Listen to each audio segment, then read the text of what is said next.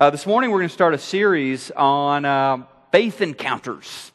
And I don't think there is a word, that goes from Old Testament to New Testament that appears to me that's such a powerful theme as the theme of faith.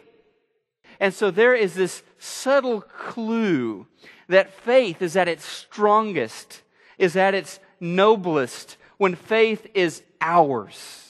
When faith is a group experience, when it's contagious among us, when it's encouraging among us, when it's one brother stimulating another, one sister stimulating another, these four friends together. When Jesus saw their faith, He said, "Son, your sins are forgiven." And I think one of the points here, as it says Jesus saw their faith, if you want to get Jesus' attention, show a little faith. If you want to make the Son of God's heart beat a little faster, show a little faith in Him. Walter Wangerin Jr. says faith is work, it's a struggle. You must struggle with all your heart, and on the way, God will ambush you. God is full of surprises when you have faith in Him.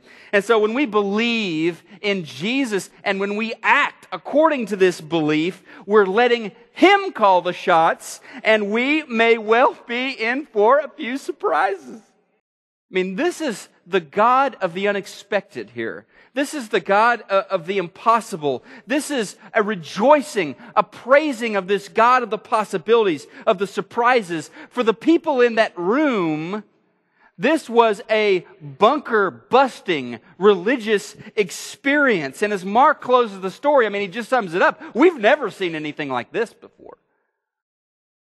And so the God of the impossibilities has just broken into their world and surprised every single one of them with the loving, miraculous, forgiving power of God. George Mueller once said that faith does not operate in the realm of the possible. He says there is no glory for God in that which is humanly possible. Faith begins where men's power ends. Where your money runs out. Where your ideas run out.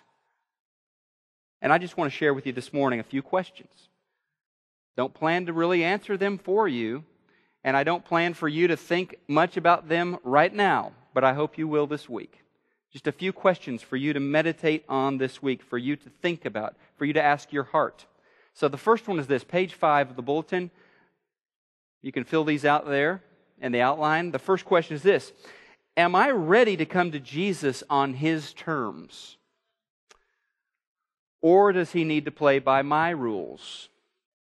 The second question is this: to get my friends to Jesus, am I willing to think creatively and try a hole-in-the-roof idea? Because sometimes there are some obstacles there, and your friends, maybe they're just not going to come to church. They've had bad experiences. But when you're dealing with obstacles and you're dealing with people who have their opinions formed about Jesus, sometimes you need that. All right? And then the third question I have for you: can I, by faith, accept that Jesus knows what's best for me, that His idea of what needs to happen in my life may be different than the script I've got planned out? May be different from the script that I've got planned out. It was His agenda that prevailed, but how often do I try to cram stuff and squeeze God into my agenda? And then the final question here. Listen closely. Am I willing to let Jesus surprise me? Am I willing to let Jesus surprise me? Because if Jesus is not capable of surprising me, maybe I need to read those Gospels again. Maybe I need to get reintroduced to this Jesus of the New Testament, the real Jesus. Those who step out. We are not among those who shrink back.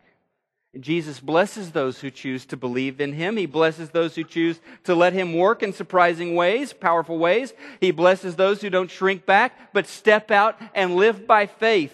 So where is it that you need to step out?